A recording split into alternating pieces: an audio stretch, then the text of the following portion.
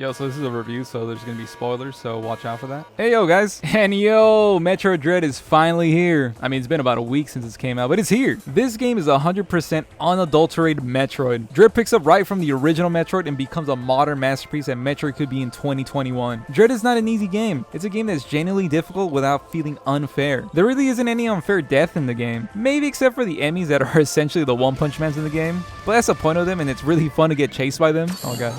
Oh my god, oh my god, oh god. Ah! And then your AI companion Adam is like your biggest hater in the game because he keeps repeating and repeating and repeating how you're not to take him on. Don't forget, Samus. You're not shit. It's like, damn, man, have some belief. It's me, Samus. But I guess don't worry because you get a temporary power-up. It's called the Omega Cannon. Once Samus got that thing on her, boom! You don't gotta worry about nothing, baby. And by the way, can we talk about the visuals and how awesome this game looks? It looks so sharp, so clean. And then these cutscenes. Oh my god, these cutscenes. They just made Samus a fucking badass in this game. Just look at the way she stands. Look at it. Just a badass. And when she's going in for the kill, oh my god, look at this. Oh, yes! Oh my god, yes. Ew. Oh, is she dodging it like nothing? And yo!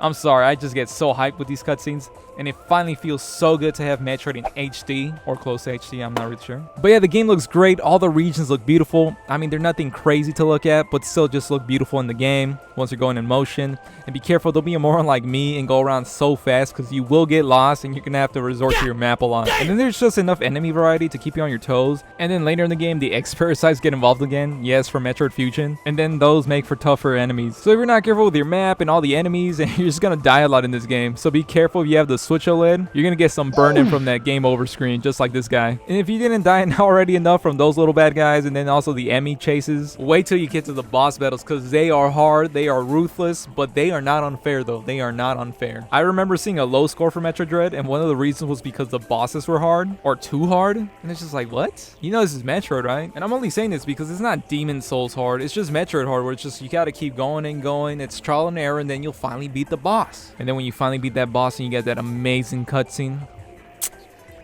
And that's basically Metroid in a nutshell. Metroid Dread is hard but not unfair. You live and you learn, you die and you learn, and you get lost and you learn. And it doesn't have bad design. It's not impossibly hard because of the stage design either. And then don't listen to this old shart saying that it's too hard because of the design. Like, what? While yes, I get that Metroid can have those moments where you're just stuck in a goddamn steel hay maze of corridors and then all you had to do was shoot the wall to open a new path and it's never clear at times. It's just like, who the fuck built it this way? It's a total old school NES difficulty where they just put anything anywhere and you just gotta guess where to hit.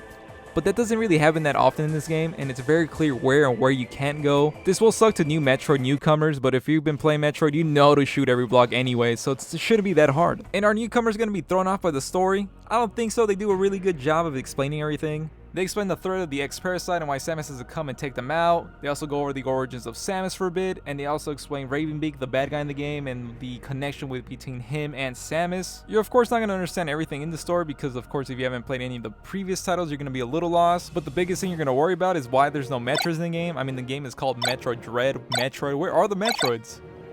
Well, there is a Metroid in the game, and the Metroid is Samus Aran. Throughout the whole game, she's kind of evolving, her DNA is evolving, and now she's a hybrid Metroid herself, making her the strongest being in the whole universe. And with that, she gets a pretty wicked suit upgrade. Like, look at that, is Samus even human anymore after that? And then the bad guy Ravenbeak explains how he's the one that gave some of his DNA into Samus, the mocking DNA, to make her an ultimate warrior, and basically just does the biggest Darth Vader impersonation, claiming that he is her father. They really wanted to go out on the bang with this one, and I guess it was pretty entertaining. Not at all the best story, but hey, it's a Metroid game, you don't really play for story.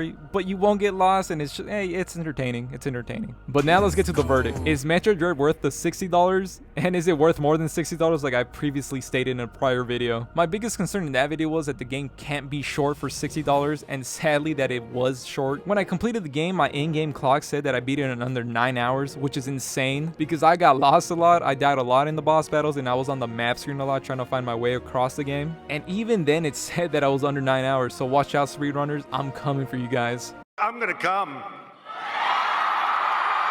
But I do think that's just the in-game clock that only counts the actual gameplay and none of the death or any time you repeat or get lost or any time you're on the map. Plus my item collection percentage was actually really low.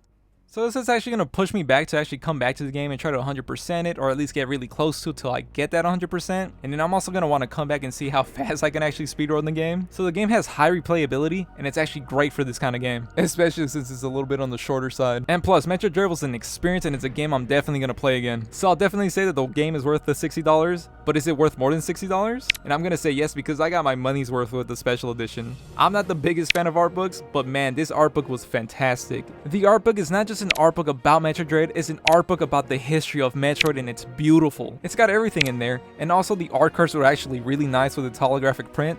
I do wish there was a little bit more there, but I loved everything about it, so I'll say that yes, the game is worth more than $60. This is actually my first game review, so I don't know if I'm gonna give it a score or what my score scale is gonna look like. So I'm just gonna give it a I'm gonna give it a good noodle star, you little good noodle. But yeah, guys, let me know what you think about this review. Let me know in the comments. It's my first one, so I'm new to it. And also, let me know what you thought about Metroid Dread. Did you love it? Did you hate it? I really want to know what you guys think. Let me know down in the comments. If you made it this far, please do consider liking this video. Please do consider subscribing, and I'll catch you guys on the next one. Thanks for watching. I appreciate you.